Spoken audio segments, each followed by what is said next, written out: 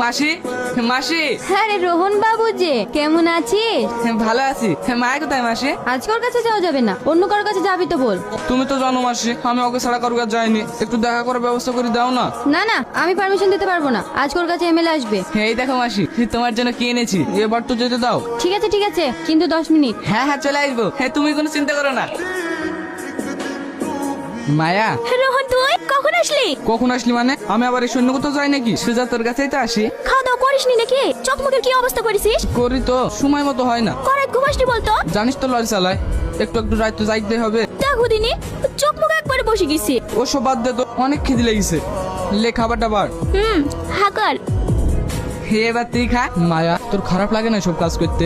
কি করব বল, কাজ না করলে কি পেট চলবে? চলবে, ঠিক চলবে। তুই শুধু এসব ছেড়ে দিয়ে আমার হাত ধর, আমি তোকে রানী করে রাখবো। এই কথাগুলো গল্পে শুনতে ভালো লাগে রে, বাস্তবে হয় না। কেন হবে না? আমি তোকে বিয়ে করে তোর সাথে সংসার করতে চাই। আমার মতো মেয়ের সঙ্গে তুই সংসার করবি? হ্যাঁ করবো, আমি তো আগেও বলেছি তোকে আমি ভালোবাসি। ভালো তো আমিও তোকে বাসি রে, কিন্তু তোর জীবনটা কিভাবে নষ্ট করব বল? স্বপ্ন তো আমিও দেখি, আমার একটা সোনার সংসার হবে, খুব করে একজনকে ভালোবাসবো, সেও আমাকে ভালোবাসবে, আমাদের বাচ্চা কাচ্চা হবে। কিন্তু এগুলো সম্ভব না। আমার মতো কলঙ্কিনীর সাথে নিজের জীবনটা জড়িয়ে নিজের জীবনটা নষ্ট করিসনি। একদম উল্টো পাল্টা বকবি না। মানুষ তো পেটের দিয়ে সব করতে বাধ্য। তোর ভাগ্য তোকে এখানে এনেছে, তুই তো ইচ্ছা করে আসিসনি। তাই বলে তুই আমার মতো কলঙ্কিনী কেমন করে নিবি? হ্যাঁ করবো, আমি তোকে ভালোবাসি। না রে, এটা কোনোদিনই সম্ভব না রে। ওরা আমাকে কিনে রেখেছে, ওরা আমাকে কোনোদিন এখান থেকে যেতে দেবে না। যাই হোক, আমি তোকে এখান থেকে নিয়ে যাবো। কেন বুঝছিস না? আমাকে নিয়ে যেতে হলে অনেক টাকা লাগবে। যত টাকা লাগে দেবো, কিন্তু তাও আমি তোকে এই নরকে থাকতে দেবো না। আমি দেখছি।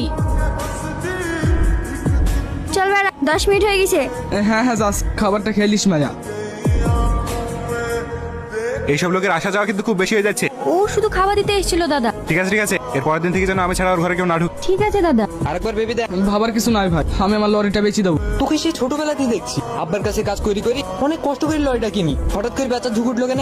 আমার টাকার খুব দরকার ভাই। তাই বলি তুই শখের লরিটা বেচে দিবি? আমি তো আর মরে যাচ্ছিনি, উপরওয়ালার সাথে থাকলে আবার কিনবো, কিন্তু এখন আমাকে লরিটা বেচতেই হবে। ঠিক আছে, আমি টাকা দিচ্ছি। এই কাগজপত্রগুলো সব ঠিকঠাক করলে? ঠিক আছে দাদা। তোমাকে অনেক অনেক ধন্যবাদ ভাই। আরে ঠিক আছে। মায়া, মায়া কোথায় তুই? দেখ, আমি তোকে নিতে এসছি। মায়া, মায়া। কি উল্টো পাল্টা বকছিস? মাথাটা তো খারাপ হলো নাকি? মাথা আমার খারাপ হয়নি দিদি, তোমার হবে। এই লাও। এত টাকা? হ্যাঁ দিদি, আমি মাইকেল নিতে এসছি। তোমার যা টাকা লাগবে সব এখানে আছে।